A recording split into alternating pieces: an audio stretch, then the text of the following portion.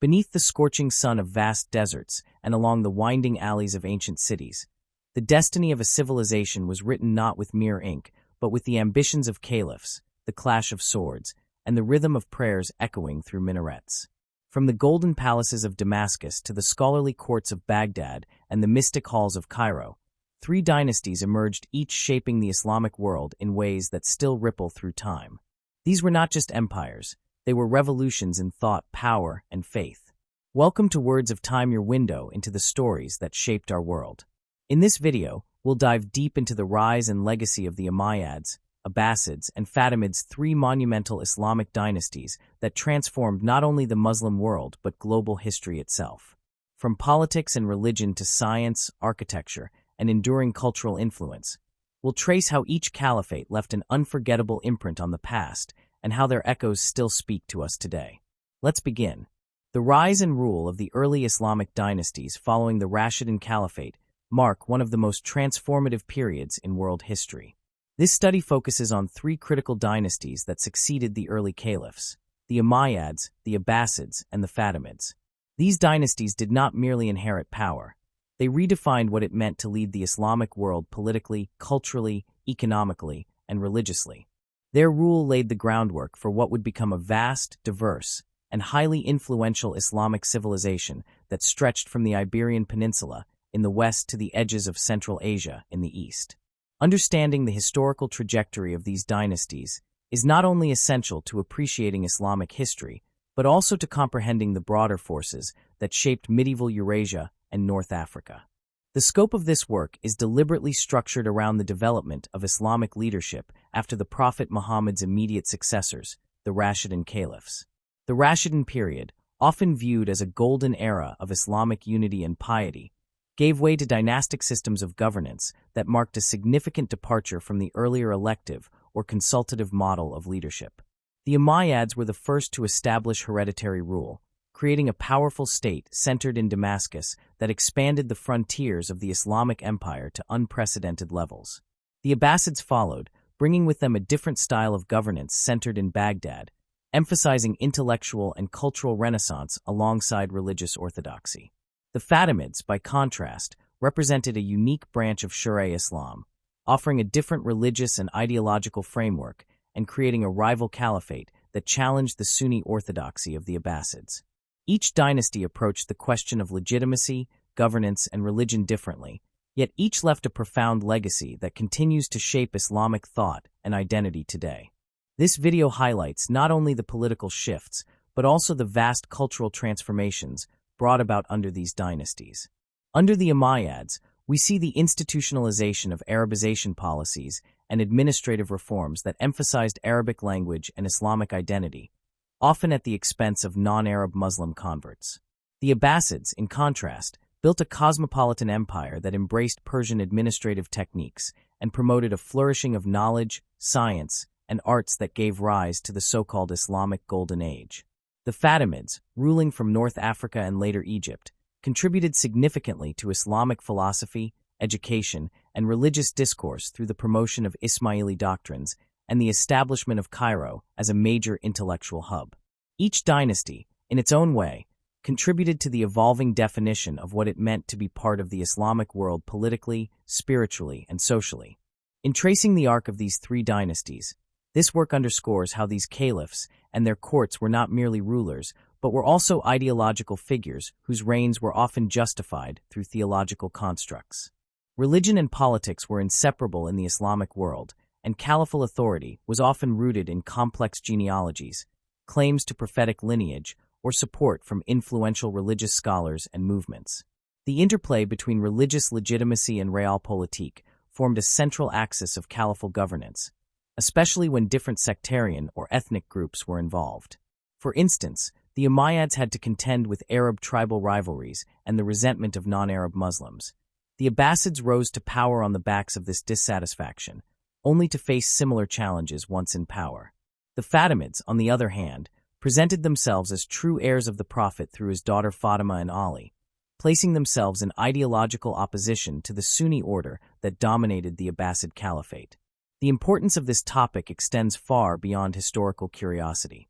These dynasties created the institutional, intellectual, and spiritual foundations of Islamic civilization that still resonate today. The concepts of Sunni and Shi'a, centralization versus decentralization, religious authority, and the relationship between religion and governance all find roots in the historical developments during these dynastic periods. Many contemporary political and sectarian tensions in the Islamic world, whether in Iraq, Iran, Egypt, or elsewhere, are often best understood through the lens of this historical legacy. Moreover, modern Islamic identity, including its various cultural, philosophical, and legal traditions, was profoundly shaped during the reign of these dynasties. Their impact on the development of Sharia, Arabic literature, theology, architecture, and educational institutions cannot be overstated. The echoes of their governance models, religious debates, and cultural expressions still reverberate in the Muslim world, making this topic highly relevant to modern scholarship and political discourse. To explore this complex and rich historical terrain, this video employs a combination of chronological and comparative methodologies. A chronological approach allows for a clear understanding of how each dynasty emerged in response to specific historical conditions and how it interacted with the socio-political forces of its time. This includes an examination of succession crises, rebellions, religious movements, and interactions with neighboring empires. A comparative lens, on the other hand, will be essential in highlighting how these dynasties differed in their administrative structures, religious policies, military strategies, and cultural achievements.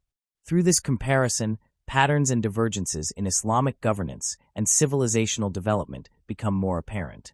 This work aims to provide a comprehensive and nuanced portrait of the Umayyads, Abbasids, and Fatimids. These dynasties, though long extinct in the political sense, continue to shape the world of Islam intellectually, spiritually, and culturally.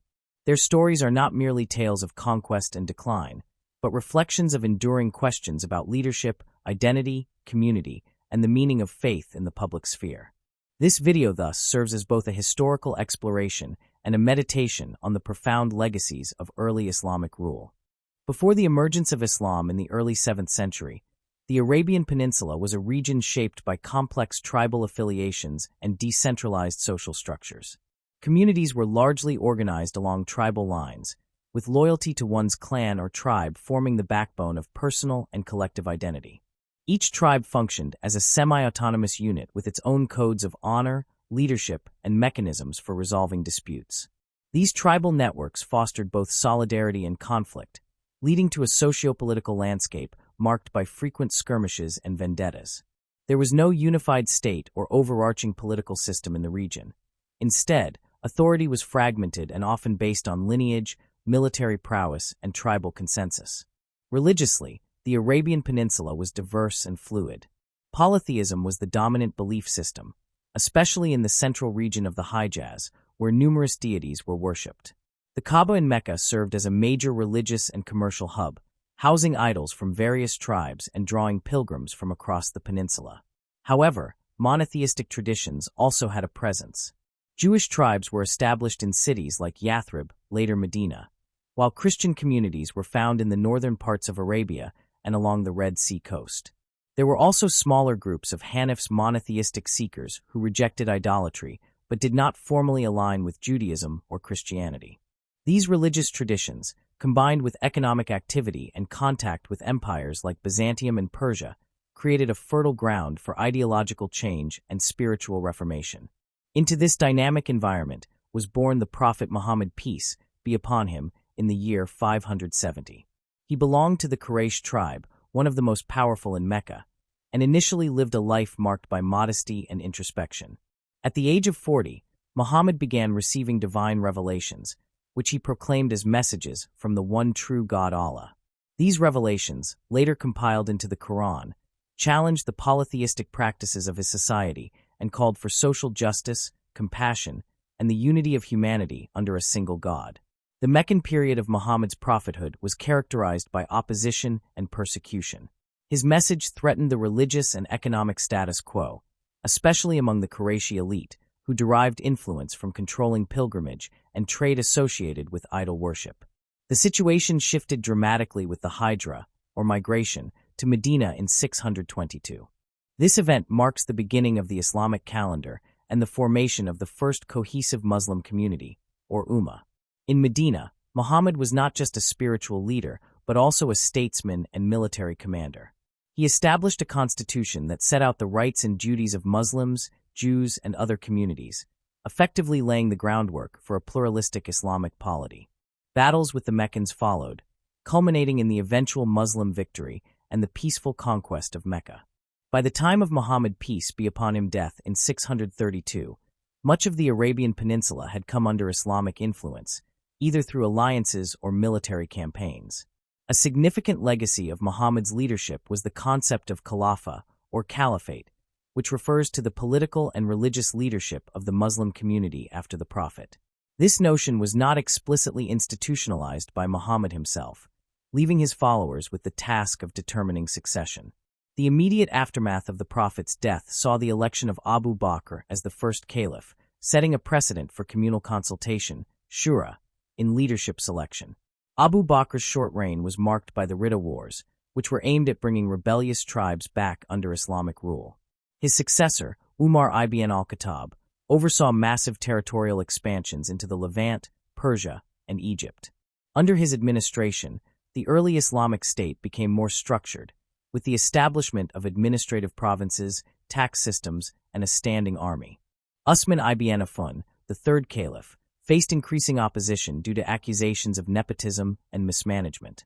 His compilation of the Quran into a single, standardized text remains one of his most enduring achievements, but his rule ended violently with his assassination, triggering political instability.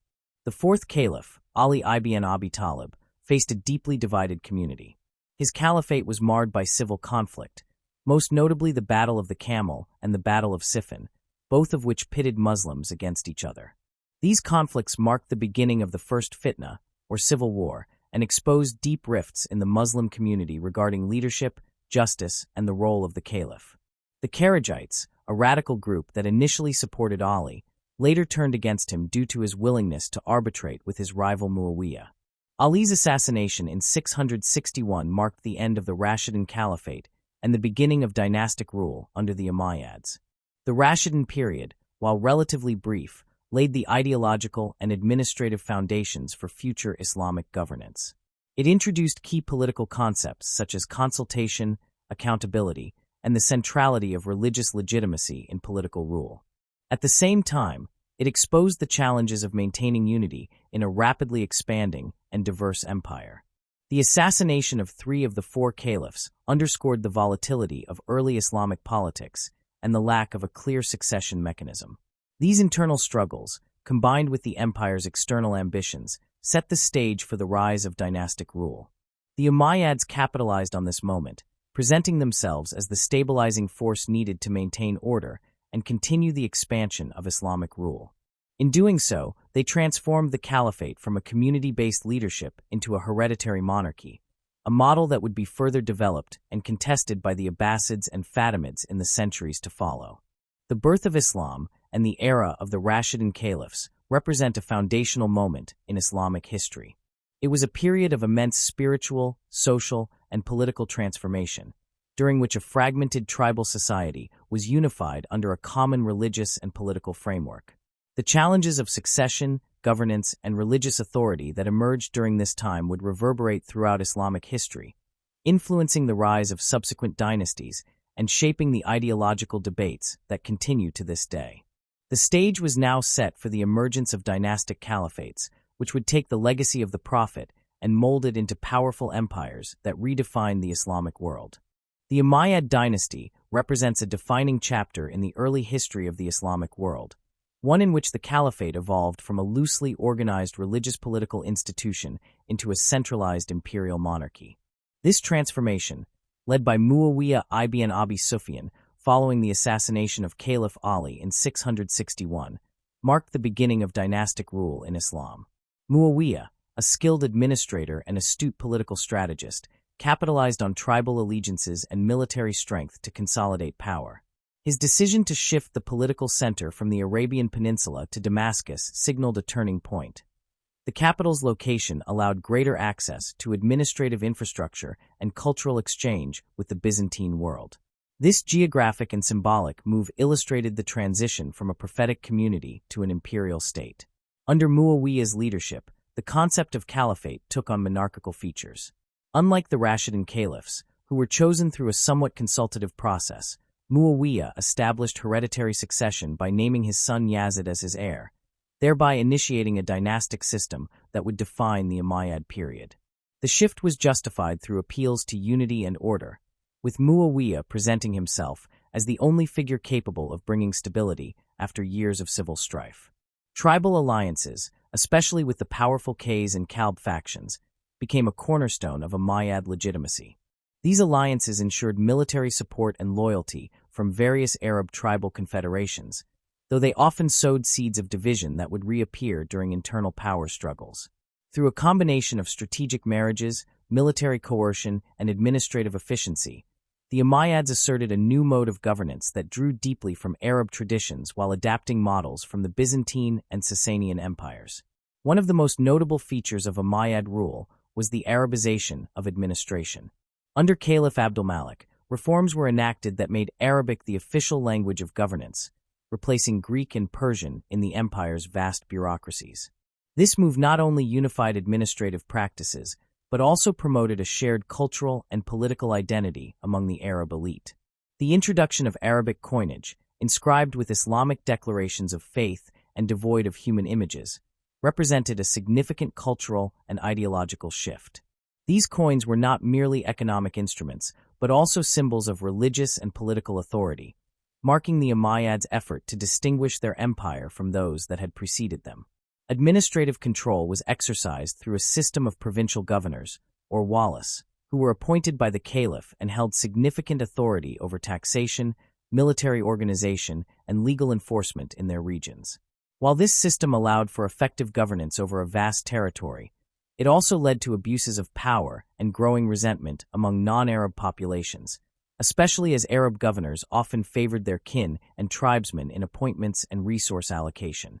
The bureaucracy, though increasingly sophisticated, remained closely tied to Arab identity, limiting the integration of non-Arab Muslims, Mali, into the political and social elite. The centralized authority of the caliph in Damascus meant that provincial autonomy was limited, and challenges to the central government were met with swift and often brutal suppression. Despite internal tensions, the Umayyad period witnessed one of the greatest expansions of the Islamic empire. Military campaigns extended the empire's borders deep into North Africa, the Iberian Peninsula, and Central Asia. The conquest of Hispania in 711, led by Tariq ibn Ziyad, opened up a new frontier for Islamic culture and governance, leading to the eventual formation of Al-Andalus. In the east, Umayyad forces advanced through Persia into Transoxiana, establishing Islamic presence in regions that would later become centers of cultural and intellectual activity. These conquests were driven both by religious zeal and imperial ambition, blending the desire to spread Islam with the practical benefits of plunder, tribute, and new administrative territories. Naval expeditions, particularly those targeting the Byzantine Empire, demonstrated the growing maritime capabilities of the Umayyad state and its ambition to challenge long-established Mediterranean powers. However, the nature of these conquests raised fundamental questions about the relationship between Islam and empire. While conversion to Islam did occur, especially in urban centers and among ruling elites, the Umayyads did not initially encourage mass conversion among their newly conquered subjects. Maintaining a clear distinction between Arab Muslims and non-Arab converts allowed the state to preserve its tax base, as non-Muslims were subject to the jizya tax. This approach, though economically advantageous, created resentment and a sense of exclusion among the Mali, who found themselves marginalized despite their religious affiliation.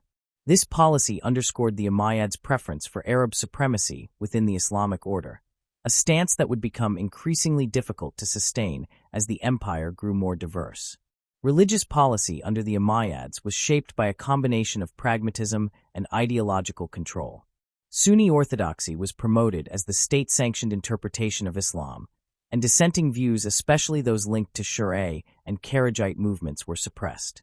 The memory of Karbala, where Hussein ibn Ali was killed by Umayyad forces under Yazid, became a powerful symbol of injustice and martyrdom among the Shi'a, fueling resistance and shaping a distinct religious identity. The Umayyads responded to these threats with both theological rebuttals and military action, seeking to maintain unity through control over religious discourse. State-appointed judges and scholars were used to propagate official doctrines and legitimize the caliph's authority as both a political and religious leader. In spite of their emphasis on Arab identity and Sunni orthodoxy, the Umayyads made significant contributions to the cultural and architectural legacy of Islam. The construction of the Dome of the Rock in Jerusalem stands as a testament to their ambition to rival the monumental religious architecture of Byzantium and Persia. This structure, completed in 691 under Abd al-Malik, symbolized the political power and spiritual vision of the Caliphate, asserting Islamic dominance over a contested sacred landscape. Urban development also flourished during this period, with cities like Damascus, Kufa, and Fustat serving as administrative and commercial hubs. Trade routes expanded, connecting the Islamic world with Africa, India, and even China, facilitating the exchange of goods, ideas, and technologies. Art and literature were also nurtured, though often within the constraints of court patronage and elite tastes. Arabic poetry thrived, with tribal poets celebrating military victories and the virtues of Arab lineage. Calligraphy emerged as a major art form, especially in religious texts, reflecting the Islamic prohibition on figural imagery in religious contexts. The development of courtly culture, including music and fine arts, signaled the growing sophistication of the Islamic aristocracy, though much of this cultural flourishing would be more fully realized under the Abbasids. The Umayyads laid the groundwork for an Islamic high culture that blended pre-Islamic Arab traditions with elements borrowed from Persian, Byzantine, and other neighboring civilizations. The decline of the Umayyad dynasty was precipitated by a combination of internal dissent, administrative overreach, and the growing alienation of various constituencies within the empire. Rebellions by the Kharijites, Berber tribes in North Africa, and Shi'a factions exposed the vulnerabilities of Umayyad rule. Economic disparities, heavy taxation, and the exclusion of non-Arab Muslims from meaningful participation in governance further eroded support for the regime. The dynasty also suffered from a series of weak and often dissolute rulers following the death of Hisham ibn Abd al-Malik in 743. The lack of visionary leadership compounded existing tensions and created opportunities for opposition movements to gain traction. The Abbasid Revolution, which culminated in 750, was the most successful of these insurgencies. Rooted in eastern provinces like Khorasan, the movement drew support from disaffected Arabs, Mawali, and Shi'a groups who sought a more inclusive and just Islamic order. Claiming descent from the Prophet's uncle Abbas, the Abbasids used religious symbolism, political propaganda, and military organization to overthrow the Umayyads. The decisive Battle of the Zab in 750 marked the end of Umayyad rule in the east, though a remnant of the dynasty would survive in Al-Andalus, where Abd al-Rahman once established an independent Umayyad emirate. The fall of the Umayyads thus did not signify the end of their legacy, but rather the beginning of a new phase in Islamic history, in which the caliphate would be reshaped by different ideologies, ethnic dynamics, and administrative models. The Umayyad dynasty was instrumental in transforming the Islamic community into a vast, centralized empire. Through military conquest, administrative innovation, and cultural patronage, the Umayyads laid the foundations of Islamic civilization as a global force. However, their emphasis on Arab privilege and their inability to fully integrate the diverse populations under their rule ultimately undermined their legitimacy. The tensions and contradictions of Umayyad rule would serve as critical lessons for their Abbasid successors, who sought to build a more inclusive and cosmopolitan Islamic world while retaining the structures of power and control pioneered by the Umayyads.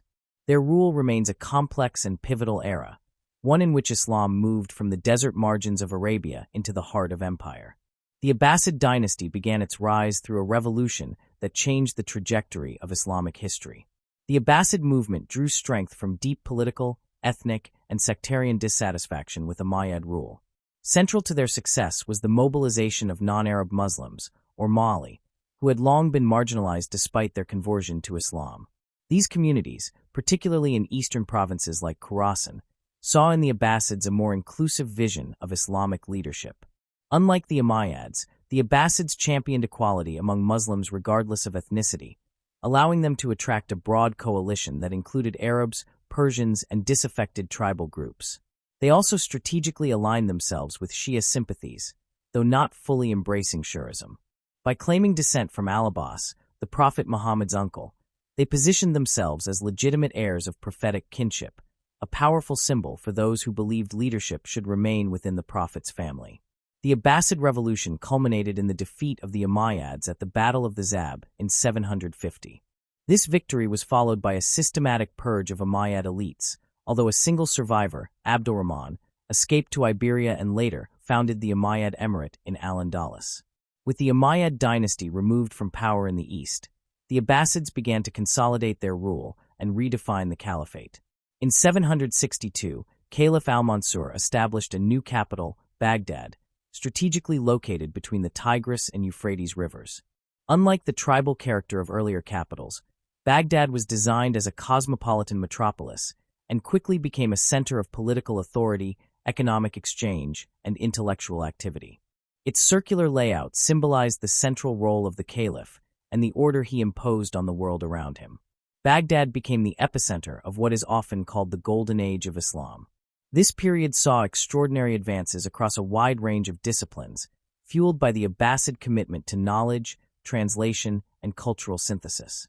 The House of Wisdom, or Beit al-Hikmah, became an unparalleled intellectual institution where scholars translated Greek, Persian, Indian, and Syriac texts into Arabic. These efforts preserved and extended the intellectual legacies of earlier civilizations while embedding them within an Islamic framework. Mathematicians such as Al-Khwarizmi pioneered algebra and algorithms. Physicians like Al-Razi and Ibn Sina authored comprehensive medical treatises used for centuries. Astronomers and geographers refined models of the cosmos and charted the known world with remarkable precision. Philosophy flourished through the works of thinkers like Al-Farabi and later Ibn Rushd, who bridged Islamic thought with the traditions of Aristotle and Plato. The Abbasid era also saw the institutional development of Islamic jurisprudence, or fiqh. For major Sunni schools of law Hanafi, Maliki, Shafi'i, and Hanbali took shape during this time, each offering distinctive methods of interpreting Islamic texts and legal principles. These schools helped formalize religious practice and provided a structured framework for social, economic, and political life. Theology also matured, with vigorous debates over divine attributes, free will, and reason. Early on, the Mu'tazilite school gained prominence under Abbasid patronage, emphasizing rationalism and the compatibility of reason with revelation. However, their influence waned under later caliphs who supported the Asharite school, which sought a middle path between rational inquiry and textual fidelity. These theological developments shaped Sunni orthodoxy and would influence Islamic thought for centuries. Administratively, the Abbasids introduced a new model of governance that reflected Persian influences more than the tribal traditions of Arabia. A complex, hierarchical bureaucracy was developed, staffed not only by Arabs but also by Persians, Turks, and others. This multi-ethnic elite brought new administrative techniques and reinforced the empire's cosmopolitan character. At the heart of this bureaucracy stood the vizier, a powerful chief minister who often wielded considerable influence over state policy. The caliphate evolved into a more ceremonial institution, with real power increasingly exercised by court officials, military commanders, and provincial governors. Court life became more elaborate, marked by refined etiquette, poetry, music, and the celebration of worldly and intellectual pursuits. This Persian Zed court culture served to enhance the image of the caliph as a universal sovereign, ruling over a diverse and cultured empire.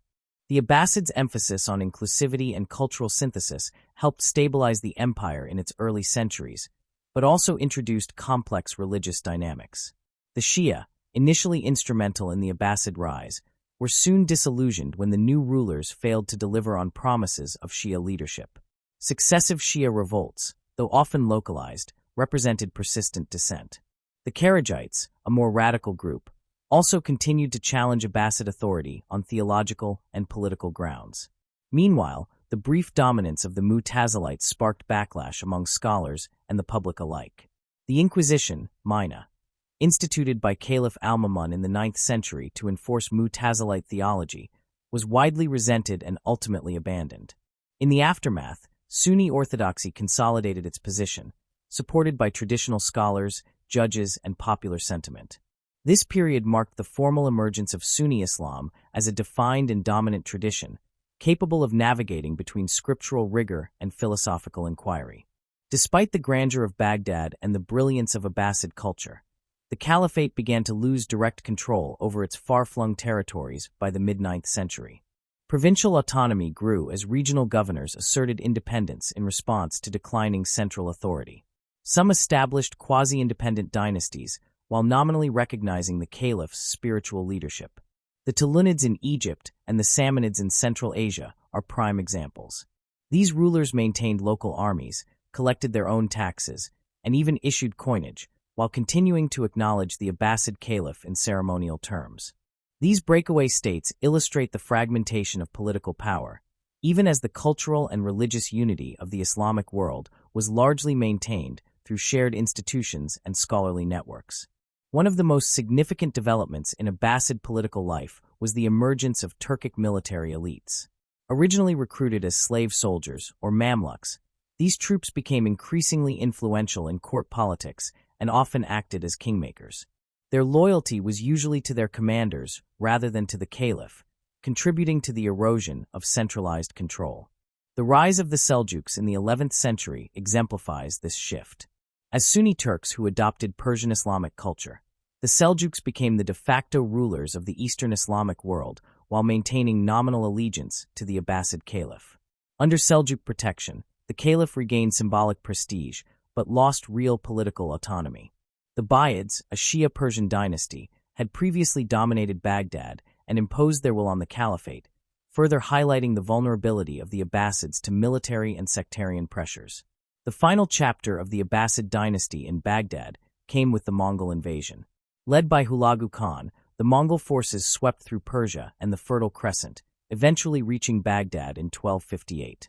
The city, long a beacon of culture and intellect, was subjected to catastrophic destruction.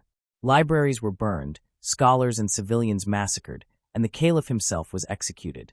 This event marked the symbolic end of the centralized Abbasid Caliphate and is widely seen as one of the great tragedies of Islamic history. It brought to a close not just a political era, but also a cultural epoch that had defined the Islamic world for half a millennium. Yet the Abbasid legacy did not vanish with the sack of Baghdad. In the aftermath of the Mongol conquest, a branch of the Abbasid family was installed in Cairo under the protection of the Mamluk sultans. While lacking real political power, these caliphs provided religious legitimacy to the Mamluk regime and served as custodians of Islamic tradition. This symbolic continuity helped preserve the idea of the caliphate even as its political reality changed. Moreover, the cultural and intellectual foundations laid during the Abbasid period continued to shape Islamic societies across the world. Arabic remained the language of religion and scholarship, and the legal, theological, and philosophical systems developed under the Abbasids endured. In essence, the Abbasid dynasty transformed the Islamic world from a tribal empire into a sophisticated, multicultural civilization. They presided over a golden age of intellectual and artistic achievement, redefined Islamic governance, and established enduring institutions of law, theology, and administration. Their embrace of diversity and commitment to knowledge left an indelible mark not only on the Islamic tradition, but also on global history.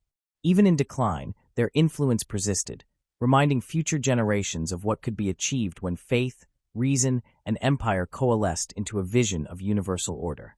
The Fatimid Caliphate emerged from the ideological and theological foundations of Ismaili Shi'ism, a branch of Shia Islam that recognized a specific line of imams descending through Ismail ibn Jafar, the eldest son of the sixth Imam, Jafar al-Sadiq.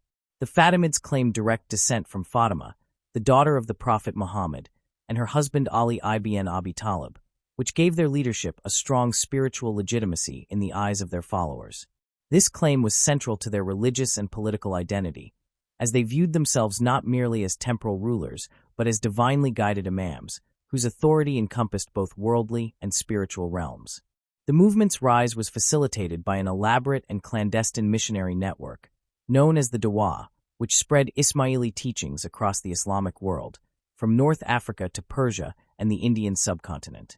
The successful mobilization of Berber tribes and local dissatisfaction with Abbasid control helped the Fatimids establish their initial base in Afriqiya, modern-day Tunisia, in 909 CE, under the leadership of Ubayd Allah al-Mahdi Billah, who declared himself Imam and Caliph. Once established in Afriqiya, the Fatimids began expanding their influence both militarily and ideologically. The conquest of Egypt in 969 CE marked a pivotal moment, not only for territorial control, but also for ideological prominence. Upon entering Egypt, they founded the city of Al-Qahira, Cairo, which was meticulously planned to reflect their vision of a new Islamic center of power. One of their first architectural and religious initiatives in Cairo was the founding of Al-Azhar Mosque and University, intended as a hub for Ismaili scholarship and missionary training. Egypt's strategic location and economic prosperity allowed the Fatimids to extend their authority across North Africa. The Hijaz, including the holy cities of Mecca and Medina and parts of the Levant, making them formidable rivals to the Sunni Abbasids based in Baghdad. The political and theological tension between the Fatimids and Abbasids mirrored a broader Sunni-Shia divide within the Islamic world, though the Fatimids often maintained pragmatic relations with various religious and political factions under their rule. The Fatimids developed a unique administrative structure centered around the dual role of the Imam Caliph, who was both the spiritual leader and the head of state. This theocratic model was bolstered by a hierarchical bureaucracy that included a range of officials responsible for finance, military affairs, religious education, and public works. The state was characterized by its religious and ethnic diversity. Christians, Jews, Sunnis, and other Shia sects coexisted within the empire. This inclusivity was not merely rhetorical, but institutionalized in governance, with non-Muslims and non-Ismailis often serving in high-ranking positions. The Fatimid court became known for its patronage of scholars, scientists, and theologians, drawing intellectuals from across the Islamic world. The administration emphasized order, discipline, and the propagation of Ismaili doctrine, though it also allowed considerable autonomy to local authorities, especially in distant provinces. Religiously, the Fatimids promoted Ismaili theology as the dominant interpretation of Islam within their realm. Ismaili doctrine emphasized the esoteric interpretation of scripture and the central role of the imam as the bearer of divine knowledge. Religious education, particularly through institutions like Al-Azhar, was structured to support the training of missionaries, dawis, who would spread Ismaili teachings both domestically and abroad. Despite their strong commitment to Ismaili orthodoxy, the Fatimids are noted for their relative religious tolerance, particularly in their early centuries. Sunnis, Christians, and Jews were allowed to practice their faiths and even serve in the administration. Cairo became a vibrant center for interreligious dialogue and intellectual exchange. However, this policy of tolerance was not without limitations. There were periods of internal conflict and doctrinal disputes, particularly as rival interpretations of Ismailism emerged, such as the schism following the death of Imam al-Mustansir, which led to the formation of the Nizari and Mustali branches of Ismailism. The Fatimid Caliphate made significant contributions to Islamic culture, science, and architecture. Their capital, Cairo, was designed with both defensive and symbolic purposes, showcasing grand palaces, mosques, and public buildings that reflected Fatimid ideology and aesthetic values. Fatimid architecture is marked by its intricate decorative elements, use of Kufic script, and innovative urban planning. The dynasty supported the development of libraries, observatories, and hospitals, and promoted the collection and translation of scientific and philosophical works. Scholars under Fatimid patronage made advances in fields such as astronomy, medicine, and pharmacology. The Fatimid Library in Cairo was considered one of the largest and most comprehensive of its time, containing thousands of volumes across a range of disciplines. Al-Azhar not only functioned as a center of Ismaili theology, but also gradually evolved into one of the most enduring institutions of Sunni learning after the fall of the Fatimids, illustrating the adaptability and legacy of Fatimid educational efforts. Despite its achievements, the Fatimid Caliphate faced growing internal and external challenges by the 11th century. Economic difficulties stemming from overextended military campaigns, administrative corruption, and natural disasters weakened the state's infrastructure. The Fatimid reliance on Berber and later Turkish and Sudanese military forces led to factionalism within the army and palace, contributing to political instability. Externally, the Fatimids were increasingly squeezed by the Seljuk Turks in the east and the encroaching Crusader states from the west. The First Crusade and the subsequent establishment of Crusader states in the Levant shifted the regional balance of power, requiring the Fatimids to divert resources and attention toward military defense rather than internal development. The caliphs during this period struggled to maintain authority, and the unity of the Dawa began to fracture. The final blow to the Fatimid regime came with the rise of Salah al-Din Saladin, a Sunni Muslim of Kurdish origin who initially served as a vizier under the Fatimids. Recognizing the declining authority of the Fatimid caliphs and the growing Sunni resurgence, Salah al-Din gradually consolidated power and in 1171 officially ended the Fatimid Caliphate by restoring allegiance to the Sunni Abbasid Caliph in Baghdad. The transition marked not just a political shift, but also a significant realignment of religious authority in Egypt and the broader Islamic world. Despite their fall, the Fatimids left a lasting impact on Islamic history. Their architectural legacy remains visible in Cairo, and their intellectual contributions, particularly in Ismaili thought, continue to influence Shia communities, especially the Nizaris under the leadership of the Aga Khan. The Fatimid experience demonstrated the viability of a Shia caliphate that could rival Sunni powers in political authority, cultural sophistication, and religious influence. Their emphasis on education, tolerance, and intellectual inquiry set a precedent for later Islamic societies, and their institutions, especially Al-Azhar, remained central to Islamic learning long after their demise. The Fatimids articulated a vision of Islamic governance that integrated spiritual leadership with political administration, and their legacy endures as a testament to the diversity and dynamism of the Islamic world during the medieval period. The three dynasties Umayyads, Abbasids, and Fatimids demonstrated unique yet overlapping models of political organization, each contributing to the evolution of Islamic governance. The Umayyads, emerging directly after the Rashidun period, built upon Arab tribal traditions, particularly those rooted in Qurayshite kinship and Meccan aristocracy. Their rule emphasized strong central authority fused with military prowess and tribal allegiance. The caliph was not just a religious figure, but a monarch grounded in Arab traditions, and succession became hereditary within the Umayyad family. This tribal kingship model gave primacy to Arab ethnicity, often sidelining non-Arab Muslims, and centralized administration in Damascus served more as a political hub than a spiritual capital. In contrast, the Abbasids adopted and refined Persian models of bureaucracy, drawing heavily from the Sassanid Empire's administrative experience. They positioned the caliphate within a more cosmopolitan and ethnically inclusive framework. By establishing Baghdad, they physically and ideologically shifted the Islamic world's center of gravity eastward. Here, the caliph became a more aloof, divinely sanctioned monarch, often mediated through powerful viziers and court officials, particularly as the empire expanded and diversified. The Abbasid system encouraged administrative professionalism, introduced paper and record-keeping innovations from China, and fostered a hierarchical yet merit-based structure where Mali, non-Arab Muslims, could ascend to prominence. The Fatimids, meanwhile, structured their governance around the Imam-Caliph model, intertwining spiritual and temporal authority in ways unprecedented in Sunni dynasties. Their rule was less about ethnicity and more about theological legitimacy, as they traced their lineage to Fatima and Ali, claiming divine right through the Al-Bayt. Governance under the Fatimids incorporated multi-ethnic and multi-religious components, with Christians, Jews, and various Muslim sects playing significant roles in administration. Cairo, their capital, was a symbol of sacred and political unity, designed with ideological precision to reflect their claim to universality.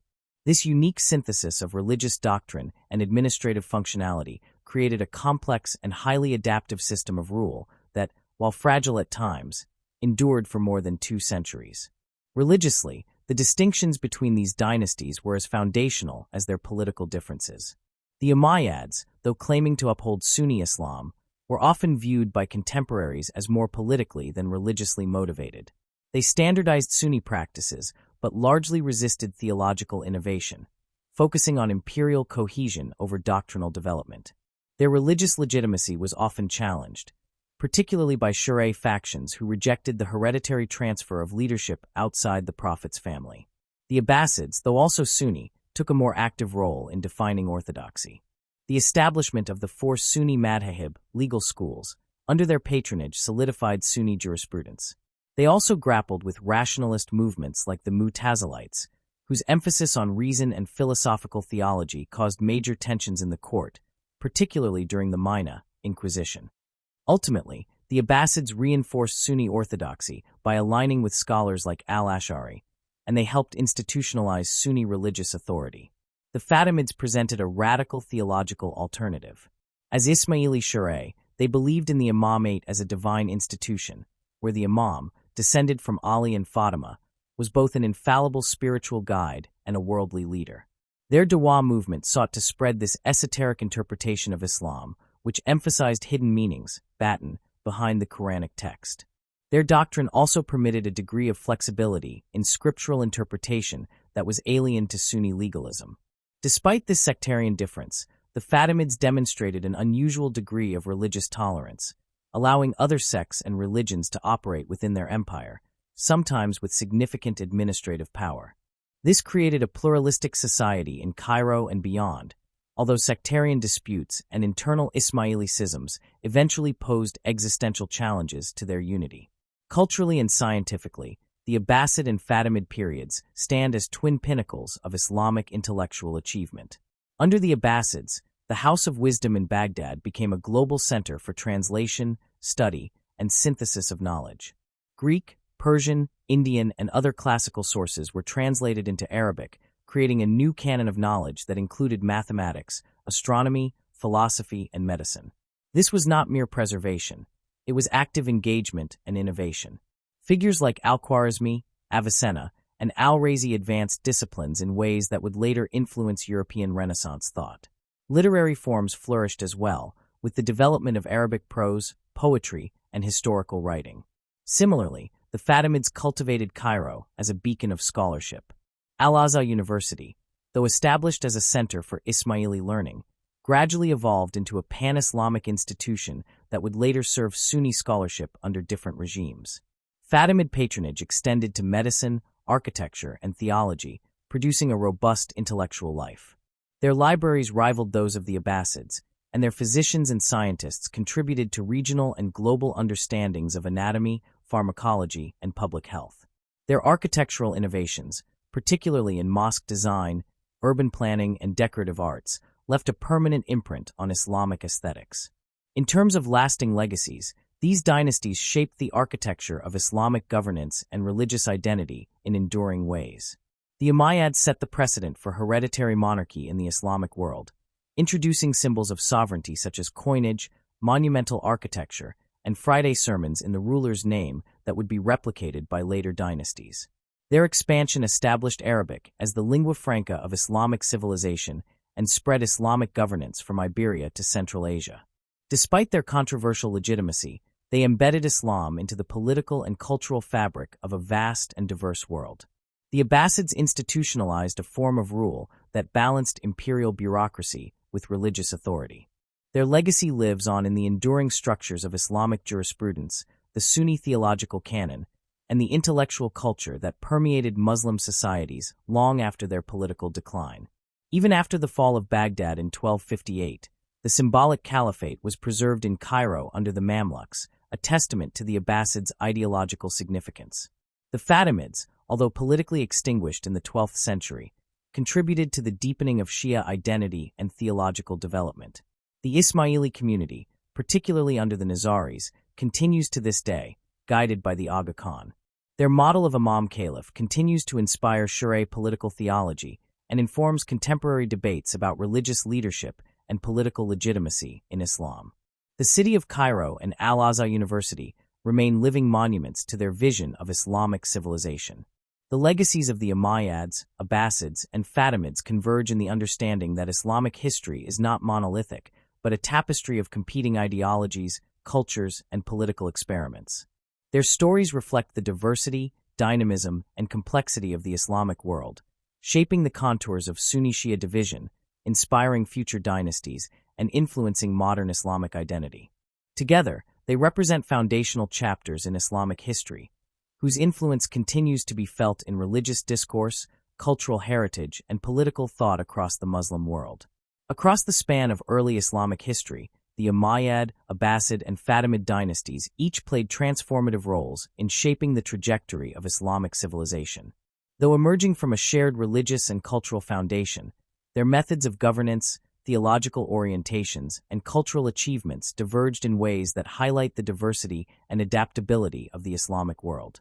The Umayyads introduced a centralized, hereditary caliphate based on Arab tribal traditions, asserting political dominance and territorial expansion that laid the groundwork for a global Islamic empire. The Abbasids, in contrast, shifted toward an imperial model rooted in Persian administrative sophistication, promoting scholarly inquiry and religious institutionalization.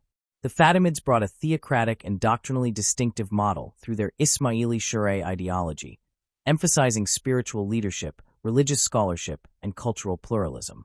The progression from the tribal structures of the Umayyads to the multi-ethnic bureaucracy of the Abbasids, and ultimately to the spiritually driven governance of the Fatimids, reflects a significant transformation in Islamic political thought. This evolution illustrates how the Islamic Caliphate, far from being a static institution, adapted to the needs and realities of its time. These dynasties contributed to the emergence of complex state systems that incorporated legal, military, administrative, and theological elements systems that would influence not only subsequent Islamic regimes, but also non-Muslim states that interacted with or emulated aspects of Islamic governance. Although their political authority eventually waned, the legacies of these dynasties endured far beyond their temporal rule. The caliphal model introduced by the Umayyads became a reference point for legitimacy in both Sunni and Shi'a contexts, even as it was debated and contested. The Abbasids' integration of religious scholarship into statecraft left an indelible mark on Islamic jurisprudence and theology, much of which still underpins religious practice today. The Fatimids' doctrinal contributions continue to shape the spiritual and intellectual contours of Shi'a Islam, particularly among Ismaili communities.